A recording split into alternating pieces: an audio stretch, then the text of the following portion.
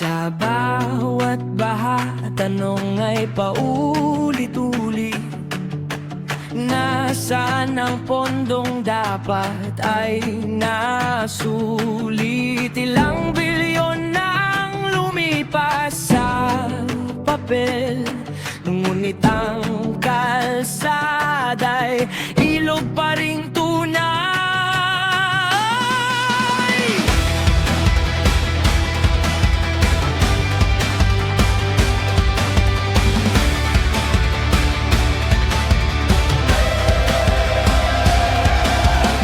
Siya raw, ngunit bakit tila bulag? Kapag mahirap ang kaharap, mabilis ang hatol agad. Ngunit kung makapangyarihan ng sangkot, parang pagong ang batas, biglang mabagal ang lakad. Pinagkaaway ang tao habang sila'y nakangiti, pinagtatakpan ng isyu sa likod ng mga ngiti. Habang abala tayo sa kanilang palabas, ang kaban ng bayan ay unti-unting nawawasak.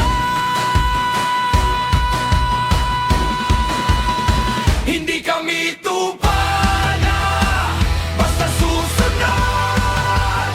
Hindi kami bibigit habang bayan ay nalulunod. Demokrasya ito, kami ang may kapangyarihan. Hindi trono ng iilan ng sambayan ng Pilipino. Kami ang tinig, kami ang dahilan kung bakit may gobyerno at may kinabukasan. Kapag nagkaisa ang puso ng mamamayan, walang makapitigil sa agos ng katotohanan.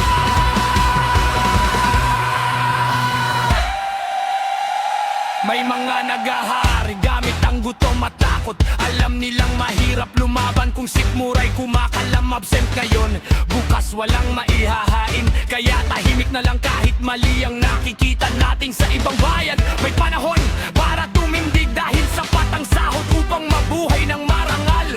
Dito'y isang araw na walang kita, katumbas ng gabing walang laman. Ang hapag kainan, parang pastol na kulan. Ang damo sa kulungan, hinahayaang maghirap upang manatiling sunuran. Ngunit ang tao'y hindi hayop na ikukulong. May isip, may dangal, may karapatang ipaglaban.